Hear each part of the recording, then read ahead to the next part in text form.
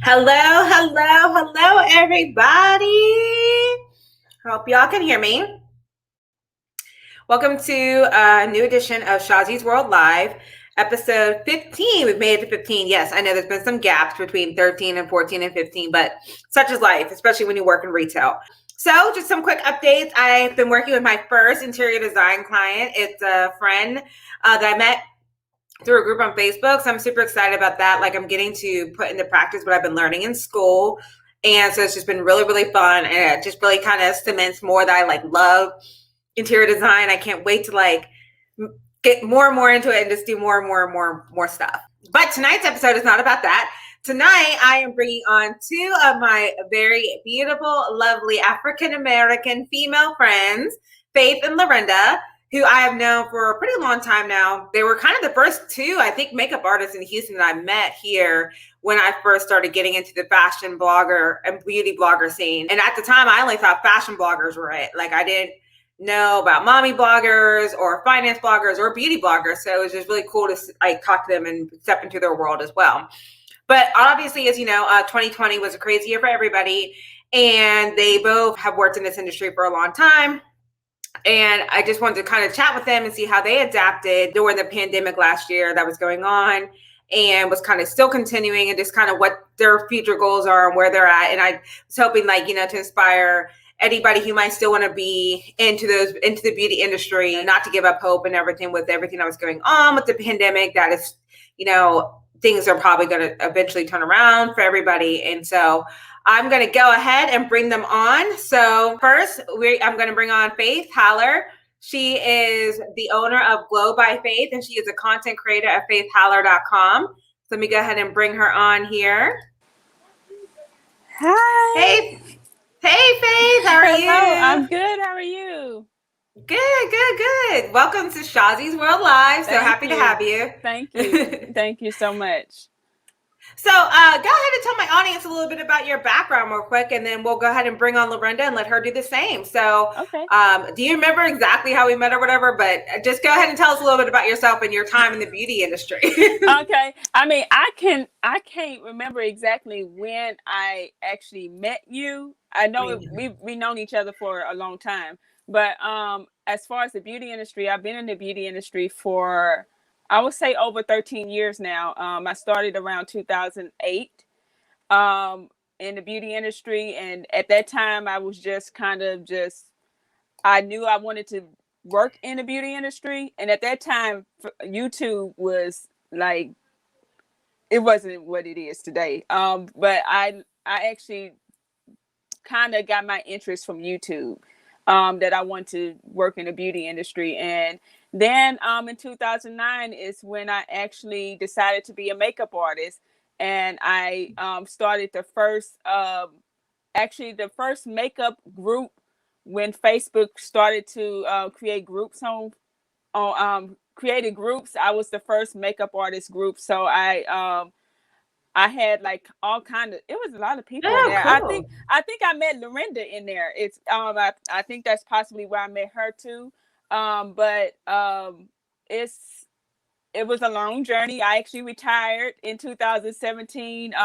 Actually the week of Harvey is when I retired. After that happened, I knew that was a sign that, it was time to kind of throw my brushes away and move on with I still work in the beauty industry though, but I work more on the back end of the beauty industry. So more so of example, about the makeup show. So I team up a lot with them, and I still deal with artists, just more so on the back end of everything. So Gotcha. Well, that's so interesting. I definitely got more questions for you on what inspired that switch to go more to the backside of it, and then obviously where you are right now. But I'm going to go ahead and bring on LeRenda as well. So LeRenda has also been a professional makeup artist since about 2007. She's worked all over the country. In fact, LeRenda and I went to New York Fashion Week together when she was up there doing makeup for shows. She's done makeup for weddings, photo shoots. Obviously, you've seen her do my makeup for my last two birthday photo sessions that I had. Fitness competition. She does special occasions. Well, I'll let her tell you a little bit more about herself too before I tell her whole story. All right. Hey, LeRenda. Hello. Hi. go ahead and tell my audience. They welcome to Shazi's World Live with Faith and I. We're so happy. I'm so happy to have the both of you on here. Thank you. I'm happy to be here. Great. So go ahead and give us a little bit of background about your story too, and it's kind of like what Faith did, like what made you become a makeup artist and stuff like that. So sure. Well, you did a good job with the intro, so thank you. Oh my gosh, I'm so sorry. Solomon. I'm so sorry about that. It's okay. Solomon, I love Solomon. We love you, Solomon. He wants to be in the show. Y'all saw me put my cat to the brew. I was like, I know how it is. It's supposed to 6 o'clock. They're gonna be meowing the whole time. Okay, I just closed them out. I'm so sorry about that. That's okay. How did I get into makeup? That was the question, right? Mm-hmm. So my background is actually in mental health. That's what I went to school for. I did that for almost 15 years. I did both makeup and mental health between 2007 until 2016. That's when I decided to do makeup full time. But as needed as mental health is, as crucial of a service as it is, it doesn't pay well. So I was actually looking for a part-time job, and I went to Macy's and I got hired at the Clinique counter, and I pretty much learned everything. Like that was my foundation, pun intended, of my makeup journey. And I found out that I had a brand new skill. So I worked with Clinique for 2 years, and then I started working from 2009 until last year when the pandemic happened and my position was eliminated due to COVID. Yeah. Yeah. Oh, I just so familiar. I think of Mac and I think of LeRenda. I just like it was like you're all synonymous to me. Yeah. I don't think I knew you had started with Clinique. That's pretty cool too. I didn't know that. Oh wow. Okay, so at the time, like what made you go to interview for Clinique, or did you just like, because I know you were saying like the mental health job didn't pay a lot, and girl, I know all about that. So you were looking for a side thing, but what was it about makeup, or what made you just want to go that route versus anything else? I mean, that you could do. That's what was offered to me initially. Like I was just looking for a part-time position. The first thing that they offered was a position in the juniors department. And I was like, okay, how much is it pay? And they said $7. And I was like, I have a master's degree. I'm not working for that. So, like, are you crazy? That's an insult. You saw my resume. Right. You could do a little better than that. Really? Then after that, the manager was saying how they have some positions in the shoe department, and they actually do really well because they get the most commission out of everybody in the store. And I was like, they deserve it. They work with people's feet. I'm not doing that either. He was like, okay, well, let me look. Oh, look, Clinique is hiring. And I was like, well, I don't know how to do makeup. And he said, don't worry about it. They'll teach you. They do a lot of training. And so that's how I ended up with the Clinique counter. Oh my gosh, that is so crazy. And isn't it crazy? Because like I feel like it's your thing. Like I feel like you just do it so well. I get nothing but compliments every time you've done my makeup. And oh yay. And Faith, Faith, for you, like, I've been following your journey on your Instagram and everything like that. So I know at one point you were looking at interior design, and then you went the makeup artist route. What I know you said it was Harvey in 2017, but so that's kind of similar to the pandemic as far as being like a traumatizing experience. Now that one only affected like the South and Houston, but it's a similar thing that kind of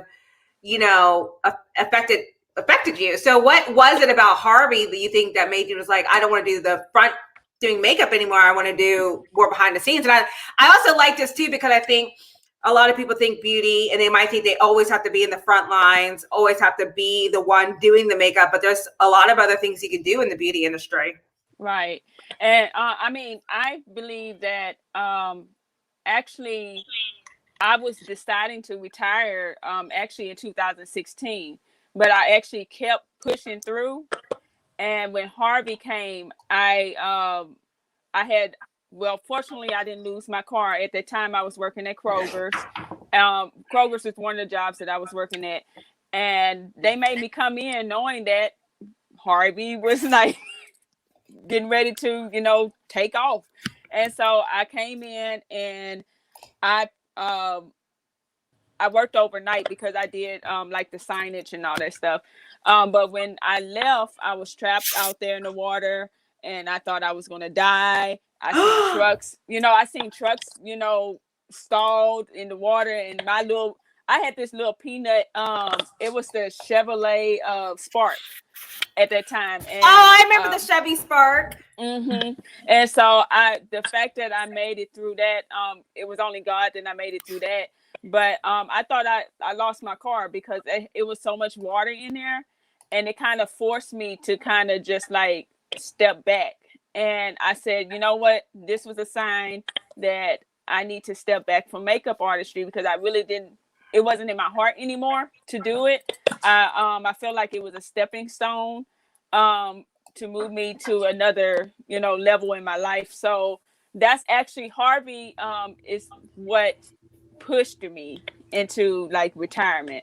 But I've been thinking about it since 2016, like a year before Harvey. Yeah. It just wasn't passion for you anymore, just to be that part of it. Yeah. No, because I give much kudos and to people that LeRenda that work with people on a daily basis, and do makeup, and that's a gift. And I felt like that was I learned a lot from that industry, but I felt like I wanted to work more. I've always been like a back end person. I don't like people, I never cared for being in people's faces a lot. Mm-hmm. And so I've always liked working like the logistics part of the industry, the beauty industry, and which is why I ended up networking a lot with the makeup show and things like that, because I like events. I like brand ambassador.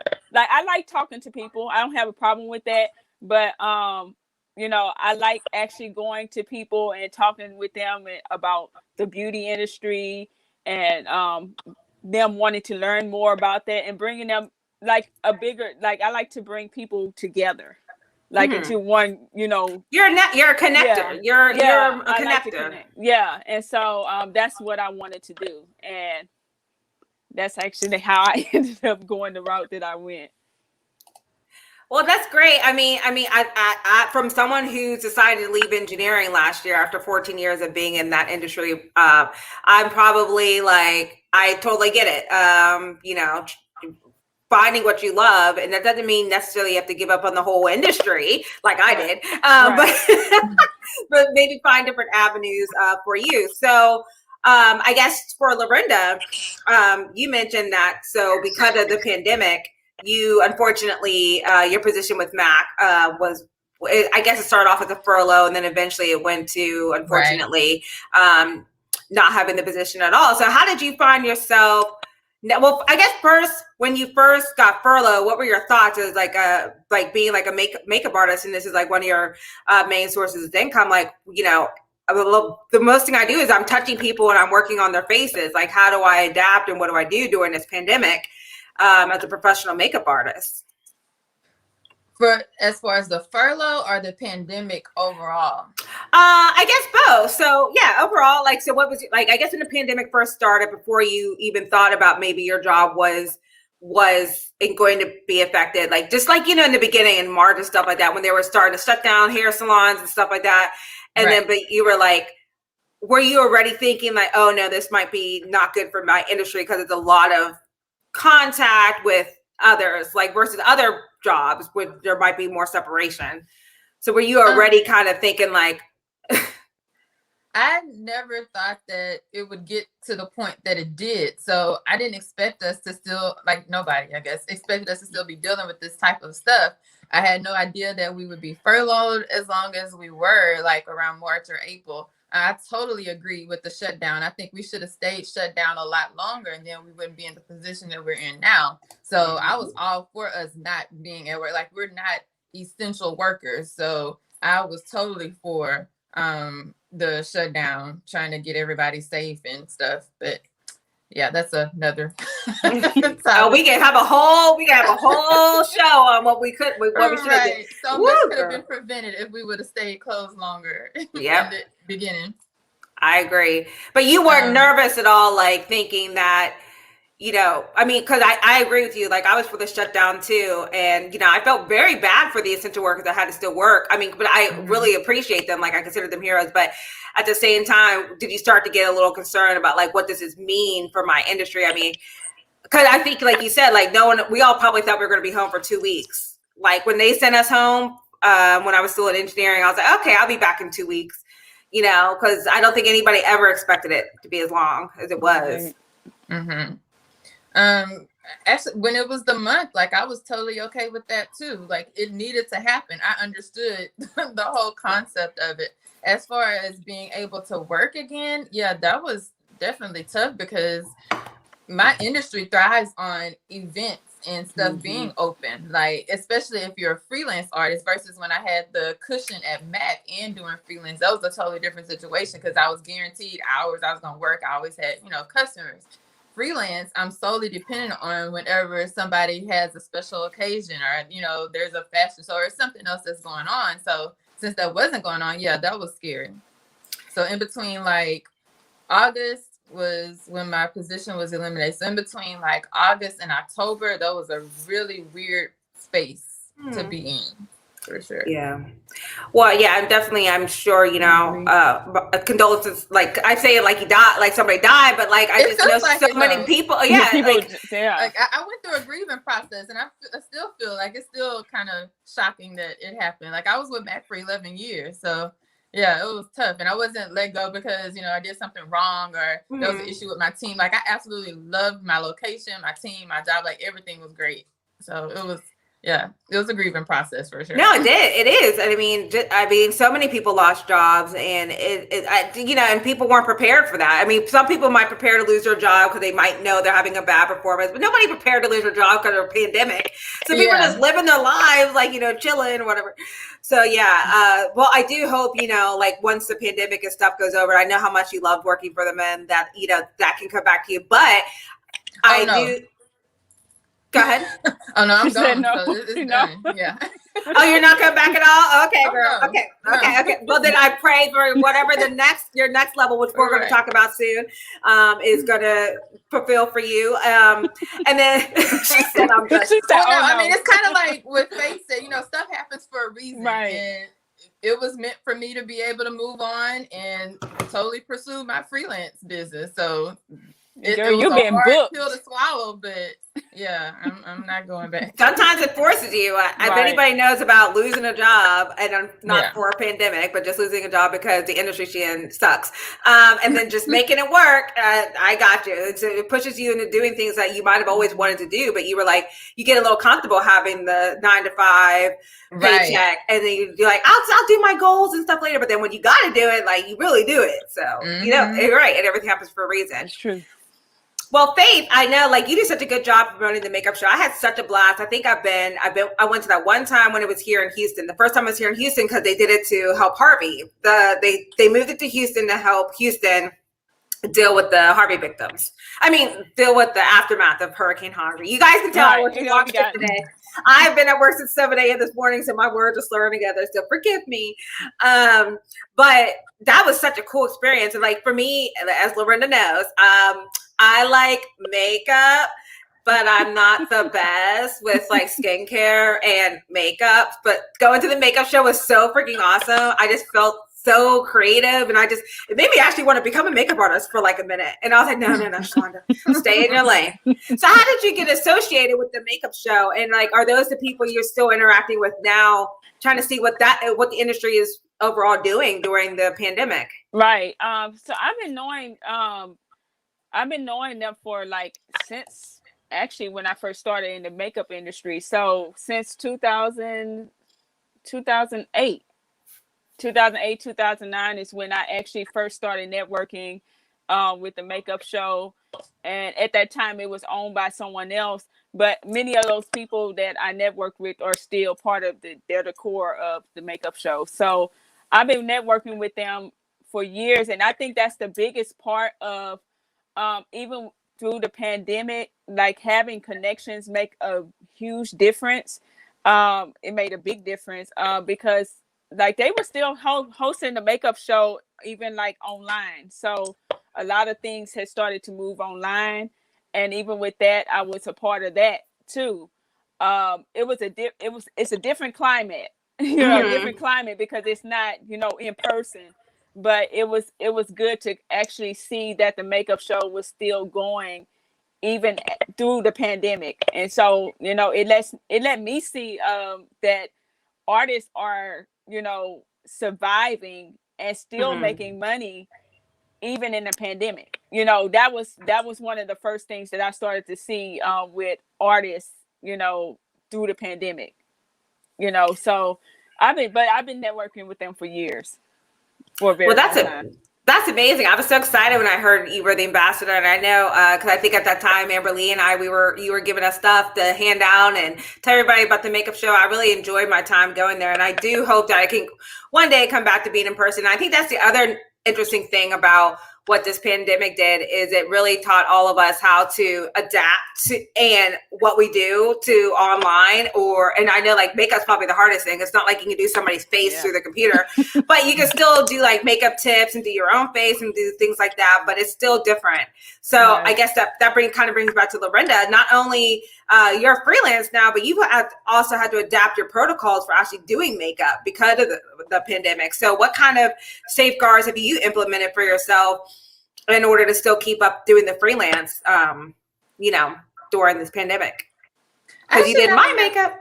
Yeah, I actually haven't had to change a whole lot because I've always been really big on sanitation and hygienic procedures and being very careful about safety practices. So really the mask and Lysol, I guess, are the biggest things that I've incorporated. But as far as like keeping brushes clean, the disposables, all of my brushes and like supplies and all of that stuff clean, has been the same the whole time.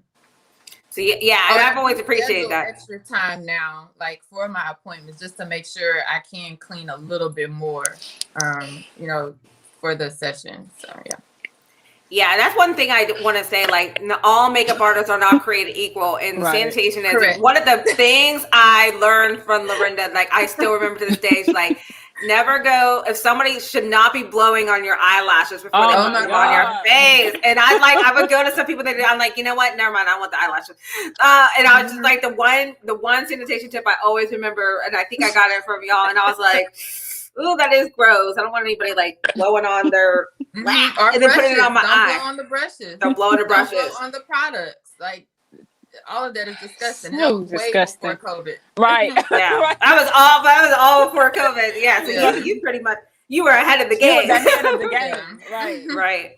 So, okay. So to spin real quick. So I forgot to ask y'all this in the beginning. So are you both from Texas, or where are y'all from originally? Y'all both from Texas? I think Beaumont, right, for LeRenda? I am from Port Arthur, Texas. Port Arthur. P-A-T, the land of the trio. Yes, that's where I'm from. But I've been in Houston my whole adult life, so I'm definitely a Houstonian.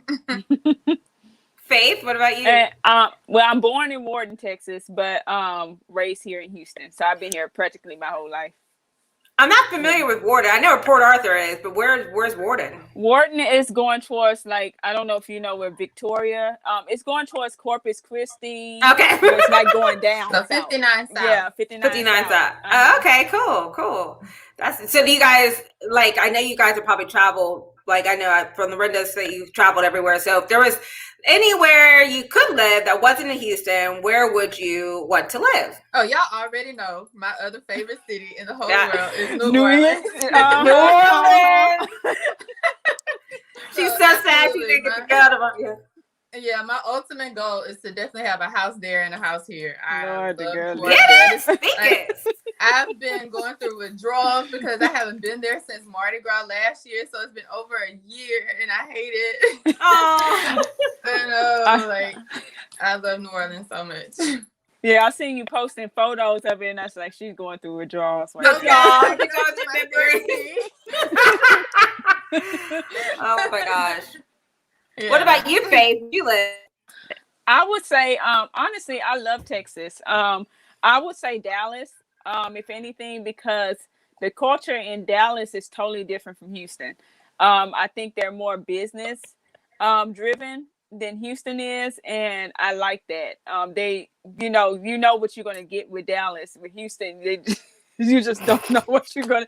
Everybody just living their life and stuff like that. But Dallas is just a totally different. It's a totally different group of people, I would say. So I say Dallas, but I love Texas. I love the culture in Texas. I mean, you see so much here with different cultures. So I like the culture in Texas, but I would say more so Dallas. Okay. Yeah, I've been to Dallas a few times over my 11 years of living here. Can't believe it's been that long that I've been in Houston now. Like, I moved here in like 2009. So, but yeah, I love Houston. I'm a little over Texas overall in the political realm, but the overall state of Texas, I love. Like, if we took all of that politics and stuff out of Texas, like I really love living here in Houston. The only thing for me is that I don't have my family here. So that right. that makes it kind of bummy, and so I haven't seen them obviously with the pandemic. So but hopefully we're turning a corner here as more people get vaccinated, and hopefully people keep taking precautions. So I want to talk about what you guys are doing now. So Faith, I know that you said so you kind of doing more behind the scenes, but let's talk about like your book and the Glow by Faith. Tell us more about that. Okay, so the book. Actually, I wrote the book when I turned. How old am I now? I forget how old I am, so y'all bear with me. I'm 35. So I wrote the book when I wrote the book when I was 32. My father had just received he had just received his kidney transplant, and so I wrote my book in the same year on my birthday. And so the book is just a revamp of how to obtain clear skin. I think like most of the people that kind of follow me they're between the ages of, I would say, 25 to 50. It's like a range because it's more so people that are they're mature in age, or they're trying to maintain their youth and stuff. So I kind of wrote a book because like I know many of the people, they struggle with acne. I know when I came up, I didn't have acne. I actually my first set of acne was when I turned 30. And so I was able to write a book on my experiences of acne. I was able to sort of gain my knowledge from estheticians, because I don't just write stuff off the top of my head. I want to include knowledge in the book and expertise from dermatologists and estheticians. So a lot of my stuff came from that, and trial and error, things that I did for my skin that I felt would work for other people. Everybody's skin is different, but there are the foundations and the basics. So that's basically what the book is about. It's a guide to show you how to obtain clear skin and maintain. Well, I know another thing LeRenda could probably attest to is beauty. Like, your skin is like probably the first step as far as when it comes to beauty and makeup. Like, if your foundation, and not like actual physical foundation that you put on your face, but the foundation of your skin itself is not in great shape, then the makeup can do only so much. Right. So I think it's very important to get a good skincare routine, and that's really awesome. But then you kind of carried it on further to Glow. So tell us a little bit more about that company and what you're selling there. So Glow by Faith was actually started in the middle of the pandemic. I actually came up with the idea because I follow a influencer, and she started her business. She launched her business within 10 days. So I said, I want to do something like this. This was at the end of December, going into 2021. This year, but I kind of modeled the challenge that I was doing for myself after her, and I partnered with my friend and my sister, and we call each other the stakeholders group. So we get on like every day and just talk about our business and things that's going on within ourselves. And so I just gave them the idea, and I said, hey, listen, y'all can do it if y'all want. I don't care. I'm still doing it. And so that's how the Glow by Fake kind of came into fruition. It was just an idea that, well, it was an inspiration from someone else. And I said, okay, I finally want to launch my own skincare brand, because it's actually, I've been wanting my own skincare brand for years. But it was just an idea. Mm-hmm. And so I did a 10-day challenge. Within that same day we talked, I had purchased my domain name. I had picked the product that I wanted to test. Well, it was a few products that I wanted to test. And I did a few other things. I made my logo, and within that same time we were sitting there talking, and that was pretty much it. And that, as far as the DBA, all that stuff, that came a little later, at the beginning of the January. But other than that, like, as far as that's where my inspiration came from. And so what I actually sell right now is skincare tools. So I picked that because, first off, nobody can have allergic reactions to them. And what I don't want is people breaking out from my products and my name on that. No, I didn't want that. And so I kind of I picked skincare tools because I know it worked for me and I always use them. And so I stuck with one simple thing. And that was the Gua Sha tool. It's a rose quartz Gua Sha tool and a rose quartz Ooh. Oh, we got some previews and the roller. I'll show y'all, and then I'll send it to y'all. Oh, look at LeRenda. She's you have it. I forgot, because I was like, I'm going to send it to y'all. Oh, this is sweet. No, I bought it right at the beginning when you first launched. Yeah. Okay. Well, I'm going to send you. Y'all be the first ones to see it. I love the support that you guys give to each other. I love it. I love it. But this is it. It's the rose quartz roller, and it's the rose quartz Gua Sha. So I wanted to use it. I actually went that way because people now want to maintain their youth. They want to make sure that their skin stay lifted, more toned. We try to prevent the sagginess as long as possible. Fortunately, we're Black. So blacked out front. So fortunately we're Black, so we kind of last a little bit longer when it comes to that. But no hate or anything. But I'm just saying we have a little bit more collagen. The melanin. Yeah, the melanin. Yeah. But it helps with the boost of collagen and stimulation of the blood and oxygen to the skin. And so which also minimizes acne. Oxygen minimizes acne. So that's why I went with skincare tools, and that was the first set that I started off with. But the next one that I'm launching is called the Meridian. It's the Meridian collection. Ooh, sounds fancy. It's a clear. Oh. And what's you guys start for people like me? What is a gua? I know about the roller. I have a rose quartz roller. I'm going to throw that one away and just get yours because but I know like that. I've used it on my skin. I feel like what was the other thing do? The Gua Sha? The Gua girl. This is what I talk about. I don't know anything about beauty. I'll be saying the wrong thing. The Gua Sha. So the Gua Sha is, I call it like the yoga of everything. So it like grounds the skin. So you get more support, more lift. It irons out like fine lines, wrinkles. It moves like lymphatic drainage. I don't know if I know LeRenda kind of worked in the health industry. I don't know if you know. I'm sorry? Mental health. Mental health. Okay. So with lymphatic drainage, we have like little lymph nodes in different parts of not just our bodies, but we have them in our face too. So the lymphatic, it helps to drain like toxins that's in our skin, puffiness. So like it's almost like exercise for the face. And so eventually after you do it so much, your face it shrinks. Naturally, it's because it's removing like a lot of water. But when you do it every day, and if you're exercising too and making sure that you're eating correctly, it can maintain that.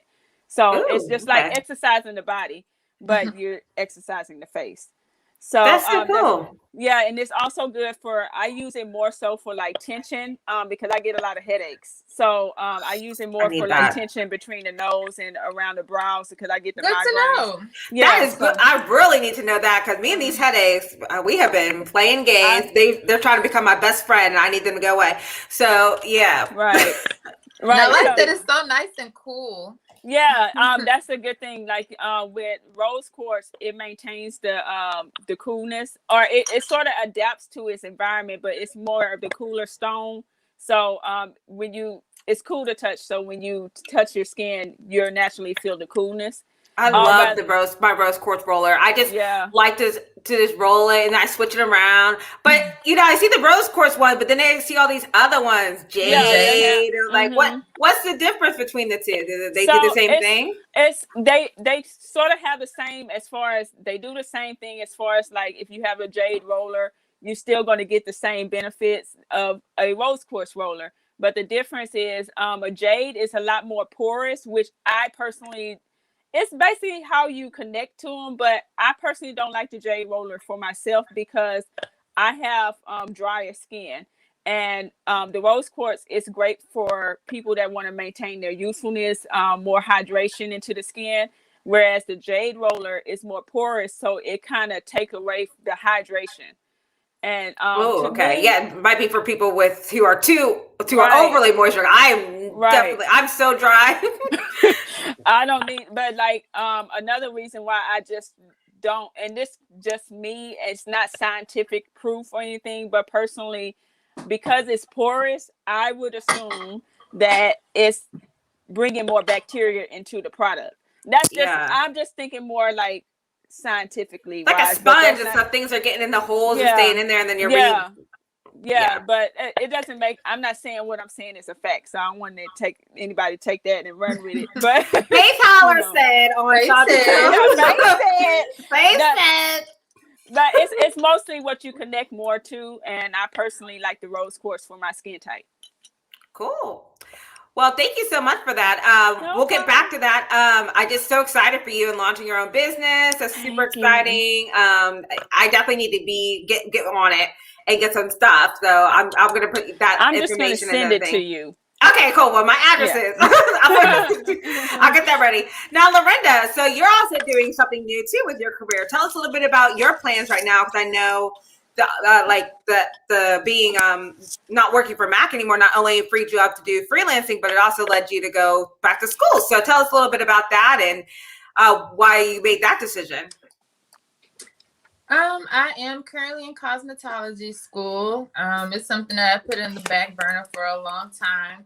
Now I will, and if you know me, yes, I love makeup, but I really, really love nails. So now I'll be able to have a license to do that and work on other people instead of just myself. So I can come to you. That'll be nice. Exactly. Yes. Yeah. We get it all done, all together. Makeup, Right. nails, we got it all. That's so exciting. So you want to be able to do a little bit, expand beyond makeup. Yeah, and with a cosmetology license, you can do everything in beauty. So that's the good thing. So basically, like when because Mac got rid of like thousands of positions worldwide.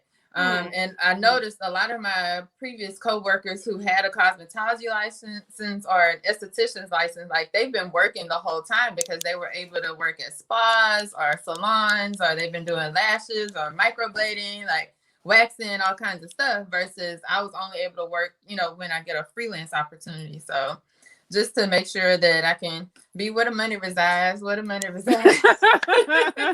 heard that. Right.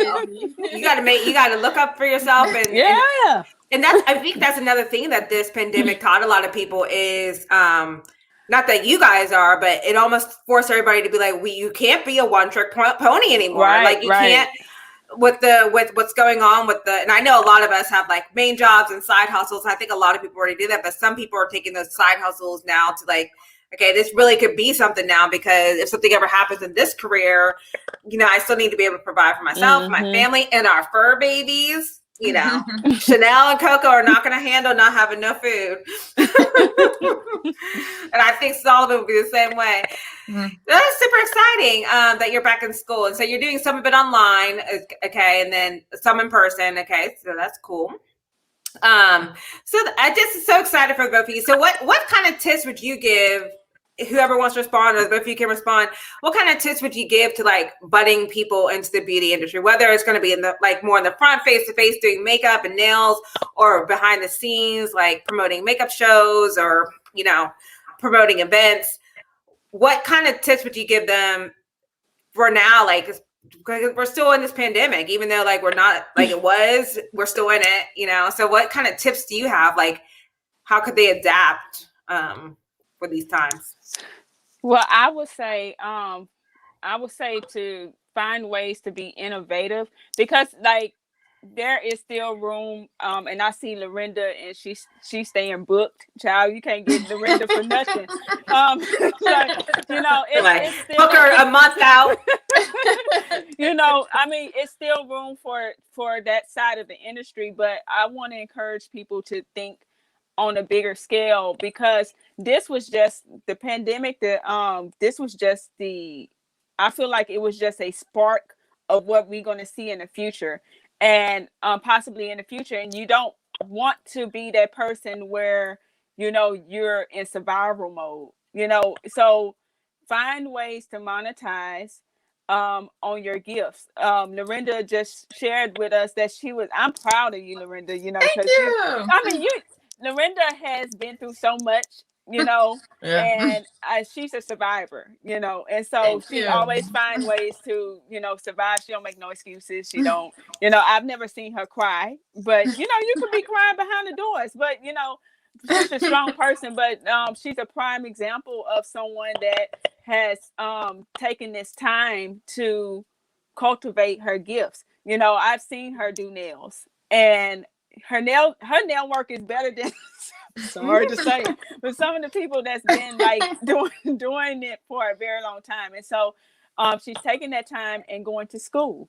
And so if that's something that you want to do, this is the time. We have so much time off, right? Like this, you read a book, go learn a new skill, like do something that's going to actually take you to the next level.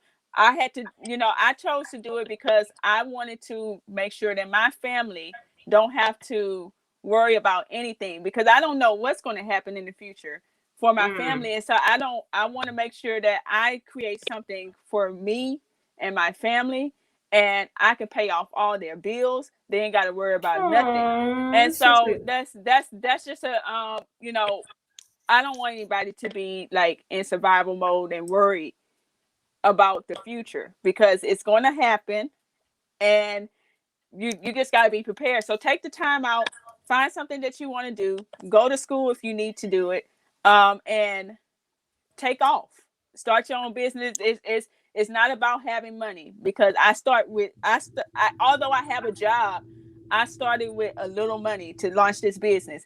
Keep it simple, you know, and take off from there. And so it doesn't have to be grand. Don't do all that extra stuff. Start small and build. And that's my you know, advice to anybody that wants to survive the pandemic. Good advice. You got anything to add, LeRenda? Definitely being open to different ways of getting your goals achieved. So a lot of people, like, we love social media, but not everybody is really electronically savvy. And so much is done online now to where you can't be like, oh, I don't trust the stuff online, or I don't want to do that. Like, you have to be comfortable with virtual type stuff, like whether it's virtual classes, virtual interviews, virtual meetings. Like, you're gonna have to adjust some kind of way to be comfortable to where you can continue to grow in case you can't be face to face with an event, or with, you know, an employer, with a client, something like that. Yeah, and there's so many. I feel like there's also so many resources now online, free YouTube videos for learning a lot of stuff. And it probably, even if you have to invest a little bit, like I'm in school, LeRenda's in school. I know both of our things, they weren't free. So I know I'm paying to go back to school, but, I'm hoping the reward on the end is, getting into interior design. I think I have a good eye for decorating, but I want to be a designer, not just an interior decorator. So I wanted to learn my skills and hone it in. And so, like you said, Faith, we've had nothing but time because unless you're like me and you work in retail now, but before I was just, diddly dallying, doing all these DIYs around my house. And then I realized like this is something I'm really passionate about. And then when this last roundabout with engineering just didn't work out, I was like, why did I keep, let me do something I want to do. Yeah. So. Well, I've appreciated having you ladies on here so much. Is there anything else you would like to tell people about, like where they can find you? Yeah, let's do that. Like, where can people? I'll do each one of you individually. Where can we find you, LeRenda, on social media and everything? Beauty by LeRenda. So it's like the common tag. So beautybylerenda.com, on Instagram, Beauty by LeRenda, on Twitter, Beauty by LeRenda, Facebook, Beauty by LeRenda. I also have an account that focuses on being like more healthy, my health journey. So you can find me on LeRenda's health journey as well. That's my other thing that's important to me, especially during this whole pandemic. Like, it's one thing to try to stay like physically fit, it's another keep your mind mental straight, and they actually go together. So what you put in your body and on your body is very important, and getting like sun and like fresh air, all of that like is included. So I kind of take you on that journey too, and some of the things that have worked for me throughout that process. So LeRenda's health journey. LeRenda's health journey. Okay, let me put that up there. And yeah, you inspired me. I see you, and I knew you were doing Zumba for a long time too. And I know that was really working for you too. So that's really cool. Okay. So then Faith, for you, let me take this one down. So where can we find you? You can find me at faithhaller.com. That is my blog there. But you can also find me at glowbyfaith.com, which is my business side. Social media wise, Faith Haller on Instagram, Glow by Faith Co. So it's Glow by Faith CO on Instagram, and on my Facebook is faithhaller.com. Great. Well, ladies, I've just had such a pleasure like chatting with y'all, and thank you again for being patient with me, for having to push us back 30 minutes. Retail life, no problem. Keeping it real. But you guys have such great tips, and you guys have always been people that inspire me in this industry, because it's not an easy industry. Like, just like anybody else, it can be very competitive. There's tons of makeup artists out there. There's tons of beauty people, just like other industries, and you guys are finding a way to make it unique for yourselves and finding your purpose in this industry. And I really love that. And plus, I love celebrating my fellow sisters of color, and it's also Women's History Month. So I was like, woo, let's do it.